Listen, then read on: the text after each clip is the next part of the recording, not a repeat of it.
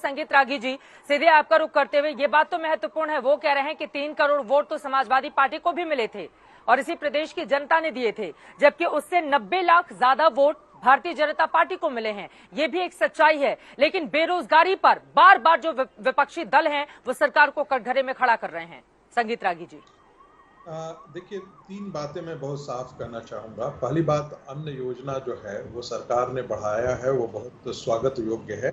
और जो समाजवादी पार्टी के जो प्रवक्ता कह रहे थे, चुनाव विश्लेषक हैं राजनीतिक, देखिए ये मुफ्त की योजना जो है वो एक सर्टेन कंडीशन में आपदा से निपटने के दरमियान किया गया था।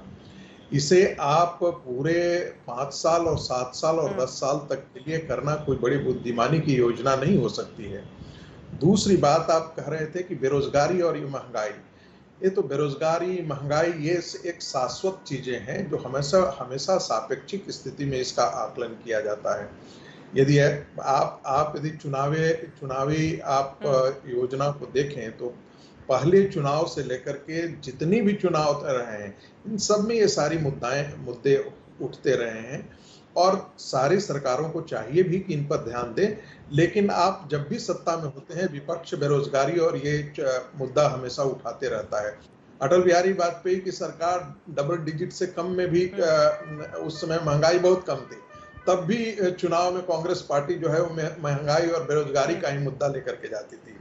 तीसरी बात, एक मैं पेंशन योजना पर जिक्र कर दूं, 2004 से लेकर के 2014 तक कांग्रेस की सरकार थी केंद्र में। यदि कांग्रेस की सरकार को ऐसा लगता था कि पुरानी पेंशन योजना अच्छी है तो पुरानी पेंशन योजना में वो लौट आती।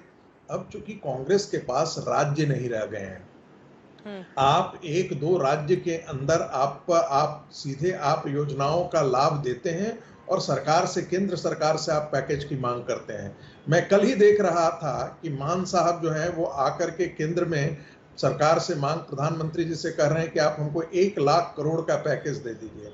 अब उनसे कोई पूछना चाहिए कि आप मुफ्त में बिजली, मुफ्त में सिंचाई की व्यवस्था, मुफ्त में राशन, ये सारी योजनाएं आप लागू करना चाहते हैं तो आप अपने बूते पर लाभ कीजिए।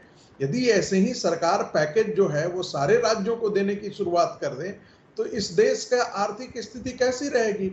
आप एम्पावरमेंट नहीं करना चाहते हैं, आप मुफ्तखोरी की आदत लगाना चाहते हैं। ये बहुत गलत दिशा में, ये पूरी अर्थव्यवस्था को आपको तार-तार कर देगा। और एक कहा जाता है, रेवोल्यूशन जब आदमी का एक उससे ज्यादा आ जाता है, उसका डिस्प्रोपोर्शनेट हो जाता है, तो वह अपने आप को खाना शुरू कर देता है। आपका पूरा अर्थतंत्र जो है वो अंदर से ये बात जो आपने कही है कि मुफ्तखोरी की आदत लगाना चाहते हैं और ये बिल्कुल ठीक नहीं। ये संगीत रागी जी किसके लिए बोल रहे हैं आप? मुफ्तखोरी की आदत कौन लगा रहा है? मैं जब कोई भी प्रवक्ता इस ढंग की बात करता है कि आप 5 साल के लिए राशन फ्री कर दीजिए, तो कल जाकर के सिर्फ यही सरकार नहीं, बाकी सरकारों पर भी दबाव होगा। जो लोग होंगे उन सारे लोग डिमांड करना शुरू करेंगे कि हमको, यही मनमोहन सिंह की सरकार थी ना, मुफ्त राशन योजना देने के लिए वो आगे आई थी क्या? मनमोहन सिंह की सरकार से संसद में तो इस सवाल पूछा गया था, मुफ्त राशन देने के लिए तो तब कांग्रेस की सरकार आई नहीं थी।